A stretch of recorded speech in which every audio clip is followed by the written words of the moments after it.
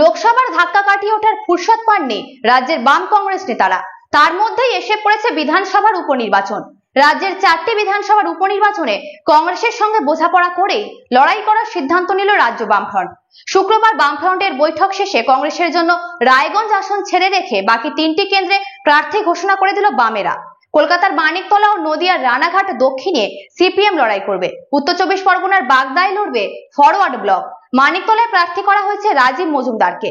CPM সূত্রের খবর, প্রাথমিকভাবে একজন চিকিৎসক ও একজন আইনজীবীর কথা ভাবা হয়েছিল, কিন্তু শেষ পর্যন্ত দলের কলকাতা জেলা কমিটির সদস্য রাজীবকে প্রার্থী করা হয়েছে। রানাঘাট দক্ষিণে প্রার্থী করা হয়েছে তরুণ মুখ অরিন্দম বিশ্বাসকে। বাগদায় ফরওয়ার্ড ব্লক প্রার্থী করেছে গৌরাদিত্য বিশ্বাসকে। সিপিএম রাজ্য সম্পাদক মোহাম্মদ সেলিম জানিয়েছেন, কংগ্রেসের সঙ্গে কথা বলেই রায়গঞ্জ ছেড়ে রেখে 3 কেন্দ্রে বামফ্রন্টের প্রার্থী ঠিক করা হয়েছে। 2021 সালের বিধানসভা ভোটে রায়গঞ্জ এবং রানাঘাট দক্ষিণ কেন্দ্রে বিজেপি প্রার্থী হিসাবে জয়ী হয়েছিলেন কৃষ্ণ কল্যাণী এবং মুকুটমণি অধিকারী। পরে তারা তৃণমূলে যোগ দেন। লোকসভা নির্বাচনে কৃষ্ণকে রায়গঞ্জ কেন্দ্রে এবং মুকুটমণিকে রানাঘাট কেন্দ্রে প্রার্থী করে রাজ্যের শাসক দল।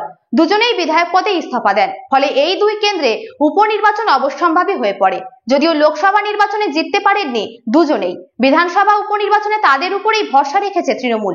একই কারণে বাগদার বিধায়ক বিশ্বজিৎ দাস বিধায়ক পদ থেকে ইস্তফা দিয়েছিলেন। বিশ্বজিৎ লোকসভা ভোটে বনগাঁয় পরাস্ত হয়েছেন। তবে বাগদা উপনির্বাচনে তৃণমূল প্রার্থী করেছে রাজ্যসভার সাংসদ মমতাবালা ঠাকুরের মেয়ে মধুপর্ণা ঠাকুরকে। মানিকতলায় তৃণমূল প্রার্থী করেছে প্রয়াত নেতা সাধন পাণ্ডের স্ত্রী সুপ্তি পাণ্ডেকে।